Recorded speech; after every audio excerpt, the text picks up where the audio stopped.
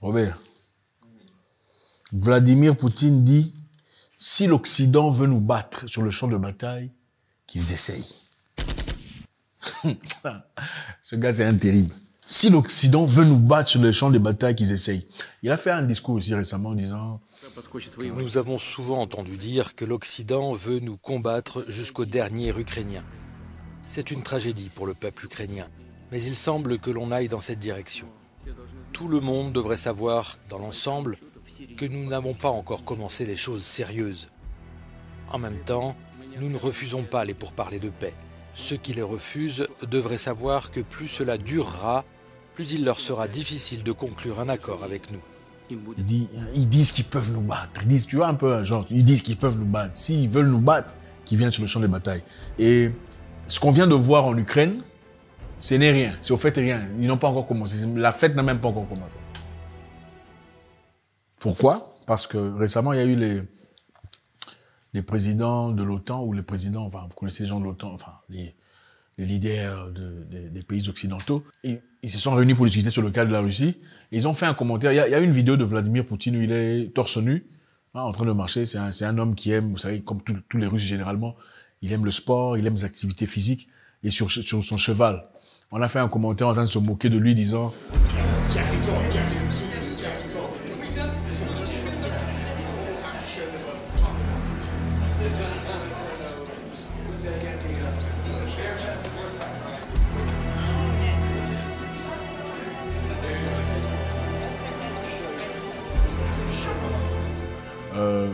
Vladimir Poutine, devons-nous tous enlever nos chemises, nous déshabiller pour montrer notre corps. Ils n'ont pas payé, parce qu'ils peuvent faire face à n'importe quelle attaque. Parce que si c'était un pays d'Afrique, on serait déjà venu bombarder. Oui, oui. Comme on a fait en Libye, n'est-ce pas? Hein? En Libye, on est parti directement, on a bombardé. Pour sauver le peuple, on a bombardé. Et ils ont peur parce que s'ils attaquent la Russie, voilà, il y aura beaucoup de victimes. Au nom de la démocratie. Les Français seront victimes. En Irak, on est parti bombarder au nom de la démocratie parce qu'ils savaient qu'ils étaient assez outillés, assez forts pour aller... Tous les pays voisins peuvent être touchés. Mais pourquoi on ne fait pas ça avec la Russie? Oui, c'est ça, parce qu'ils ont peur. Ok. Fort. Et aussi en Chine, on a accusé la Chine de maltraiter des musulmans, n'est-ce pas? Pourquoi on n'est pas allé en Chine pour aller bombarder au nom de la démocratie? On a fait aussi ça avec la Corée du Nord. Et c'est très intéressant de voir, vous savez, généralement quand les gens se battent, les gens sont en guerre, ceux qui sont à côté essaient de trouver des solutions pour essayer de réunir et d'arrêter la guerre. Mais c'est bizarre de voir combien on est en train de financer l'Ukraine. L'Allemagne vient d'envoyer 40 autos blindées à l'Ukraine. Ils disent que c'est prétendument pour aider les Ukrainiens à en faire peut-être des ambulances ou des choses pareilles. Les États-Unis ont encore déboursé. Ces déclarations interviennent alors que les États-Unis accélèrent leur livraison d'armes à Kiev. 2 sénateurs américains étaient sur place jeudi. 40 milliards de dollars signés par Biden. 40 milliards de dollars en armement pour continuer la guerre. Pendant ce temps, il y a plus de 500 000 sans-abri aux États-Unis. Les ministres américains sont partis... il y a 2 sénateurs américains. Ils sont partis en Ukraine pour voir un peu ce qui se passe sur place. Et aussi, ils sont en train d'essayer de voter une loi pour déclarer la Russie comme pays sponsor de terrorisme. Donc, les sénateurs veulent voter une loi pour déclarer la Russie pays sponsor de terrorisme. Je ne sais pas c'est sur quelle base on peut faire ce genre d'histoire. Finalement, avec le temps, on se demande, est-ce que le problème, c'est l'Ukraine contre la Russie ou c'est la Russie contre l'Ouest?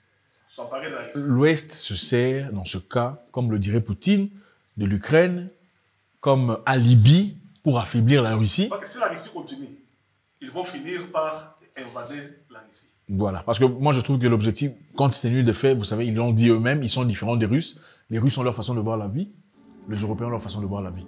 Ok, par exemple, papa, maman, c'est en Europe. En Russie, c'est pas autorisé. Il y a beaucoup de choses qui sont valides en Europe, ne sont pas nécessairement valides en Russie. Et comme on veut uniformiser le monde, on veut que tout le monde soit dans le même concept, la Russie jusque-là s'oppose à beaucoup de choses. Et je pense, pas la Russie nécessairement, mais bon, pour eux c'est Poutine. Et voilà, s'il faut par un moyen affaiblir la Russie, qui est une force nucléaire, il faut trouver n'importe quel alibi. Parce que moi je pense pas que les Ukrainiens veuillent vraiment combattre la Russie. Kadhafi avait été tué parce qu'on avait dit que Kadhafi tuait les civils. On voit que les choses ne vont pas très bien en Europe pour l'instant.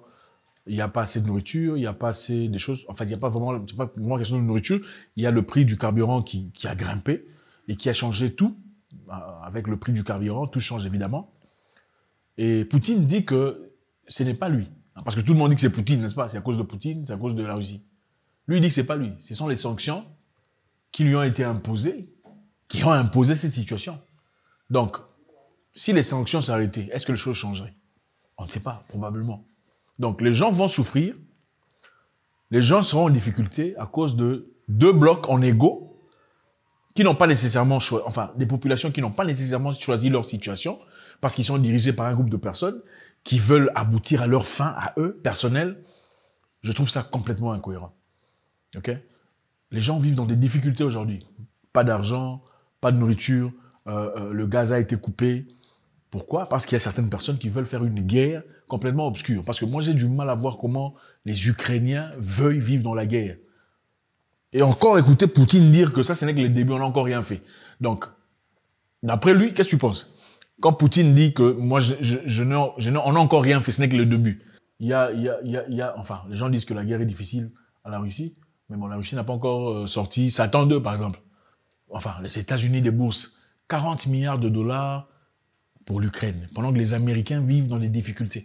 Il y en a beaucoup qui vivent dans la pauvreté. Plus de 500 000 sont sans abri. Ils n'ont nulle part où aller. Il y a un rapport qui dit, avec 20 milliards de dollars pendant quelques années, on peut complètement finir, éradiquer, on peut résoudre le problème des sans-abri aux États-Unis. On se demande, qu'est-ce qu'il y a comme priorité? Qu'est-ce qu'on a comme priorité? La priorité, c'est faire du bien à son peuple, c'est faire un pays bien, où les gens vivent bien, ou la priorité, c'est vendre des armes, okay, pour faire des bénéfices à des investisseurs. Ça fait 5 mois que les gens vivent dans des difficultés. Difficultés en Russie, en Ukraine, en Europe aussi d'ailleurs. Pourquoi? Parce qu'il y a une certaine guerre que les gens n'ont pas choisie. Une guerre entre l'Occident et la Russie, à travers l'Ukraine. La guerre, ce n'est pas l'Ukraine et la Russie, c'est clair. On le sait maintenant. On réalise que cette guerre est en train de réaliser les attentes de certaines personnes. Dans leur réunion de World Economic Forum, ils ont dit que tu n'auras rien et tu seras heureux. On va tout pourvoir pour toi. On est dans des conditions aujourd'hui où les gens n'ont pas à manger, les gens n'ont pas de quoi subvenir à leurs besoins, les fermiers sont empêchés de travailler. Finalement, pourquoi? Une Europe appauvrie, l'économie presque par terre déjà, accusant la Russie, pendant qu'il y a des solutions qui peuvent être trouvées. Et d'ailleurs, il y a le président mexicain, Robert. Le président mexicain s'est levé contre le transfert d'armes à l'Ukraine. Le président mexicain, qui fait partie de la partie ouest, a clairement cité, il a dit envoyer les armes, ce n'est pas la solution à cette histoire. Qu'est-ce que vous cherchez en réalité? Vous cherchez la paix, vous cherchez le calme, ou vous cherchez carrément autre chose? Qui profite de cette guerre? L'Ukraine est complètement presque détruite. Il faudra de l'argent pour reconstruire l'Ukraine. Qui construira l'Ukraine? Venant de quel fonds? Si l'Ukraine n'a pas d'argent et qu'il faut de fonds, il faut de l'argent, il faudrait bien que certaines organisations lui prêtent de l'argent. Ça sera certainement quoi, FMI ou Banque mondiale. Et avec ça, il faut quoi? Il faut rembourser. Avec des bénéfices, n'est-ce pas? Mais si on regarde bien, je ne sais pas si c'est vraiment ça, je pense que tout pays qui s'oppose à une certaine force est appelé pays sponsor de terrorisme. Et on se demande c'est quoi vraiment la définition de terrorisme? Parce que ce qui s'est passé en Irak, n'est-ce pas ça du terrorisme? Parce qu'aujourd'hui, l'Irak est complètement détruit, n'est-ce pas? L'Irak de Saddam Hussein, ce n'est plus l'Irak d'aujourd'hui. Même Donald Trump lui-même l'a avoué. Il a dit, on aurait dû laisser l'Irak comme ça, on n'en avait pas besoin. C'est pas moi qui le dis. À un moment donné, il faut être assez brave pour soulever sa voix. Parce que la réalité est que nous mourrons tous. N'est-ce pas ça, monsieur Robert? Nous mourrons tous, personne n'en sortira vivant. Et à un certain moment, il y a des combats au nom de l'honneur. Si on veut commencer à violer l'intégrité de ta personne, on veut bafouer tes valeurs, je pense qu'à un moment donné, il faut se lever. Nous voulons tous la paix pour l'Ukraine, n'est-ce pas? Nous voulons tous la paix pour l'Ukraine, la paix dans le monde. On veut tous voir les Européens progresser. Européens, noirs ou blancs, on s'en fout. Notre objectif, c'est de voir les gens vivre dans la paix, dans la sérénité. Mais on sent qu'il y a une force supérieure qui a le but de contrôle, de l'impérialisme, de la domination globale, qui vous impose leur façon de voir les choses. Si vous n'aimez pas ça, on va vous apporter la démocratie. Donc c'est ça. 40 autos blindés venant du Canada pour Kiev. 2 sénateurs vont en Russie pour déclarer la Russie comme sponsor, pays sponsor du terrorisme. Pendant 5 mois de guerre où la Russie dit la faim que les Européens vivent en ce moment aussi est résultat des sanctions qui lui ont été affligées. Si l'Occident veut nous battre sur le terrain de bataille, qu'ils essayent. Ça, c'est un défi comme jamais dans le passé. Et encore une fois, avec l'argent qu'on envoie en Ukraine pour faire la guerre, je pense qu'on pourrait finir beaucoup de problèmes. Parce que les États-Unis, évidemment, quand tu es à l'université, tu ne payes pas cash. On te fait de 100 000 $. Et pendant que tu commences à travailler, en tant qu'étudiant, on te fait un crédit de 100 000 $. Après avoir quitté l'université, tu vas devoir commencer à payer les 100 000 $ qu'on t'a prêté pour faire l'université. 100 000 $, vous commencez votre vie avec une dette de 100 000 $. Mais pendant ce temps, on veut envoyer 40 milliards de dollars en Ukraine.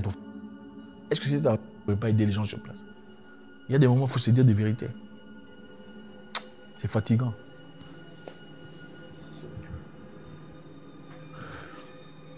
Ah, Poutine! Ah, Poutine! Mon nom est Jacques Mouekassa, le guerrier noir, votre frère.